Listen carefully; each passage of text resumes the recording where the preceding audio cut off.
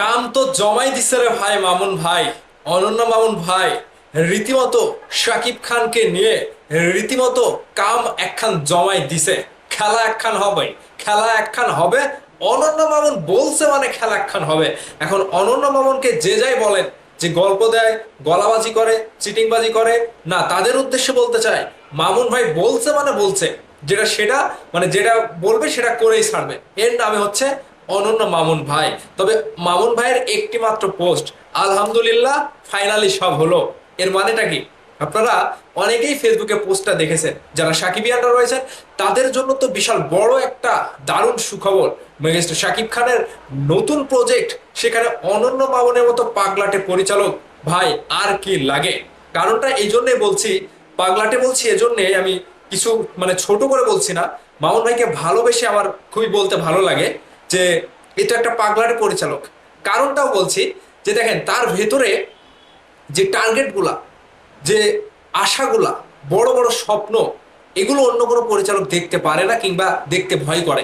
আর অনন্য মামুনের কাছ থেকে এই স্বপ্নগুলো দেখতে এবং বাস্তবায়ন হতে সবাই কিন্তু একটা অন্য ব্যাপারের মধ্যে দিয়ে যায়। এবার চলে আসুন, এবারের যে স্বপ্নের প্রজেক্টটা আসছে সেটা নিয়ে অনন্য মামুন ভাই যে পোস্টটা দিল, এই পোস্টের ভেতরের কাহিনীটা কি। যেখানে অনন্য মামুন পোস্ট দিয়েছে সেখানে শুধুমাত্র আজকে তিনি ফাইনাল করেছে, এছাড়া আর কিছু বলেনি।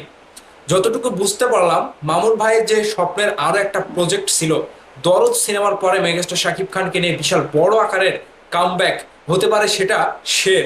আর শেরের পরিবর্তে যদি অন্য কোনো নতুন সিনেমা আসে, সেটা বাংলাদেশের একসাথে হবে না, মানে বাংলাদেশে একচেটিয়া হবে না, সেটি হবে অ্যাকশন কাট এবং কলকাতার এসকে মুভিজ, দুইটা প্রযোজনা প্রতিষ্ঠান অর্থাৎ যৌথভাবে।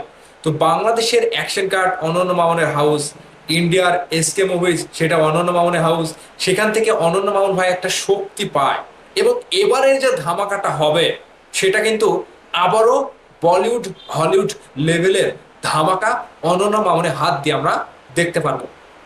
এবার যদি অনন্য মামুনকে অনেকেই বলেন যে হ্যাঁ, সে গল্প দেয়, কাজের কাম মানে কাজের কাজ কিছুই করে না, শুধু কথা বলে বেশি, দৌড়ায়, ছোটাছুটি করে, এগুলো দিয়ে লাভ নাই।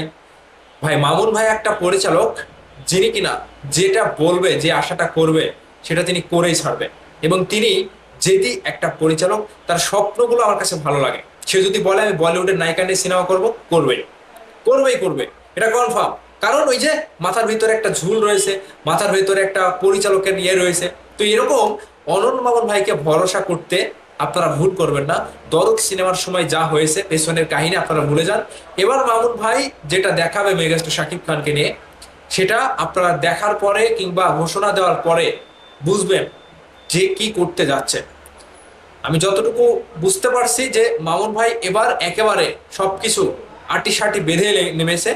সেখানে তার যে বড় একটা প্ল্যান কিংবা বড় একটা স্বপ্ন, এবারে দ্বিগুণ আকারের বড় প্রজেক্ট নিয়ে তিনি ফিরছে। এবং সেই প্রজেক্টের সাক্ষী হতে যাচ্ছে আমাদের মেগাস্টার শাকিব খান। এবং এই প্রজেক্টটা বাংলাদেশের ফিল্ম ইন্ডাস্ট্রির জন্য আবার নতুন কিছু, মানে একটা আনএক্সপেক্টেড ব্যাপারটা দর্শক বুঝতে পারবে যে অনন্য মামুন ভাই কি করতে পারে। এবার আমি বলে দিলাম যে মামুন ভাইয়ের এই পোস্টের পেছনে বিশাল বড় একটা ধামাকা রয়েছে।